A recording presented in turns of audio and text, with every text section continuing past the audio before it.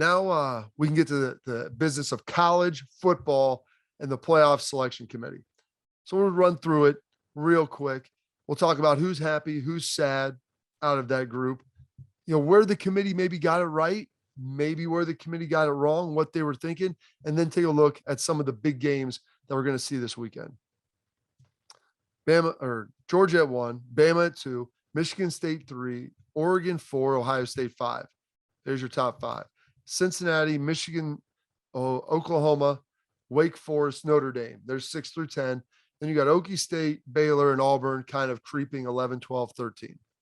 Try to figure out like who of these teams could potentially win it or could potentially make the playoffs. I would say my delineator, my cutoff point at this point is 8. I don't think they're letting Wake in, regardless of how many games they win and how they look, unless there's just an absolute meltdown. And so I think you're really starting the conversation at 8 with OU. And so as you run this down, what teams were happy, what teams were sad? Teams that are happy, Bama. And they've got the one loss to A&M. Now they ranked A&M 14th.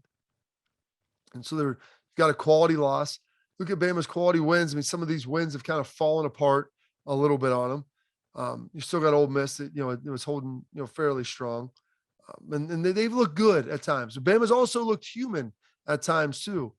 Parts of the game against Florida, and then obviously the A&M defeat. But there's still the assumption that they're a really good team based upon what we've seen from Nick Saban in the past. Georgia, clear-cut number 1. Even though they said there were discussions, potentially about Bama being there, which I don't know how you could have an undefeated team that's looked as good as Georgia has, because each and every week I sit here and say, just, wait for them to not be able to run the football and let's see what they can look like. And that hasn't happened, even against some really good defenses. So Bama's happy. Oregon, they have got to be thrilled. I think there were rumors, people talking, is Oregon going to be 7? Are they going to be 8? Who are they going to slide? Do they slide, do they slide Michigan above them? Oklahoma above them? Is Ohio State above them? They're Wake Forest because they're undefeated. I think people on the West Coast, those that cared about football, were pretty kind of annoyed by this. But Oregon coming in at 4, 1 spot ahead of Ohio State. I don't think that that's a big deal. Head-to-head matchup, you get it. You realize that. You look ahead at Oregon, the future of their schedule. I don't believe they play a ranked team left the rest of the year. The Pac-12 is not well represented in the rest of the college football playoff pool. So Oregon's got to be happy sitting there at 4. And I think Michigan has to be happy sitting there at 7, above Oklahoma. After a loss to Michigan State that was really close, they were leading by 16 points last week. They've looked pretty good most of the season. Big wins. I don't really know who they're against. They've won some games. You can't really call Washington a great win. Just like Michigan State, I don't think you can call Miami a great win. They've kind of subsided. You could argue that Oregon has the best win of anybody, given the fact that they beat Ohio State at number 5. So they should be happy about that. But Michigan, I think that's a great spot for them. And that proves to me that the committee values the Big Ten East a lot. And if you have a one-loss Big Ten champ, they're more than likely going to get in, unless there's just muddling and the West looks terrible and no one else loses. I believe the Big Ten, a one-loss Big Ten champion will get in the college football playoff. Not for certain, but I believe that will be the case. Who's sad? Number 1, Cincinnati. They beat an Indiana team that didn't look great, that hasn't been great this year. But they beat them better than Michigan State did. They're undefeated. They have a loss that you could say is just about as good as Michigan State's, an undefeated Notre Dame team at 10 versus a one-loss Michigan team at 6. But Cincinnati controlled the whole entirety of that game. Their game control was great. And the committee dropping this stuff out about the fact that, hey, they haven't looked good the past 2 weeks. I always throw away service academy games, whether it's Army, Navy, Air Force. When you're playing a type of offense like that, it's survive in advance. It's get the win. Yeah, I get it. Cincinnati didn't look great against Tulane.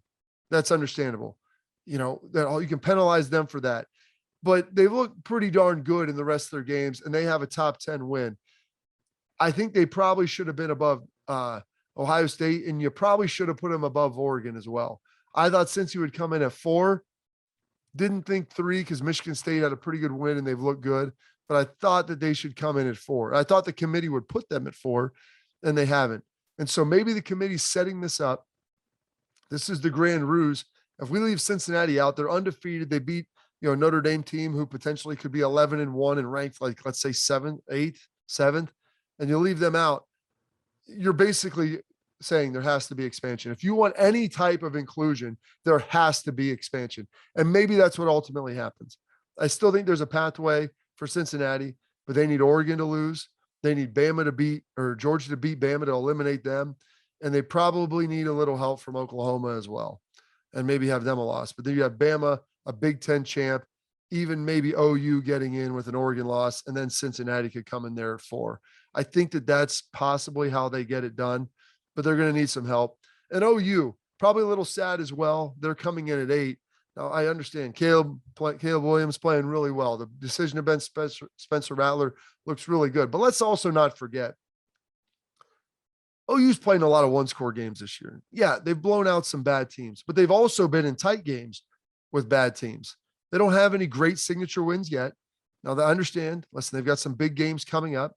When you start looking at who they're going to be playing, they've got Baylor on the horizon. They've got Bedlam on the horizon. A pretty decent Iowa State team on the horizon, the Big 12 championship. So they have the resume out there to turn this thing around. But them sitting at 8th, being undefeated, you look at all the one-score games they played against teams that weren't great. And then you throw in like a game like Kansas, that's a 2-score game, but it didn't feel good.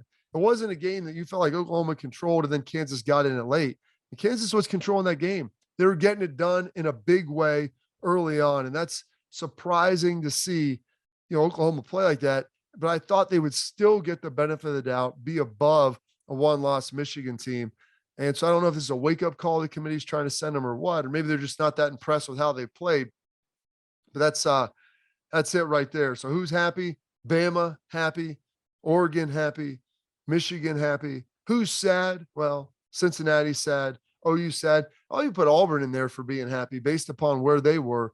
They get another big win over Ole Miss, and now all of a sudden they're sitting there at 13th. I don't think they can make a strike. Let's say they beat Bama, beat Georgia. I think that would be the case for a 2-loss team potentially getting in if they had wins over at the time, maybe a number 2 and number 1 ranked teams, essentially in back-to-back weeks. But we'll get into some of their games. Good Bo Nix is good for Auburn. And when he plays well, they've got some wins.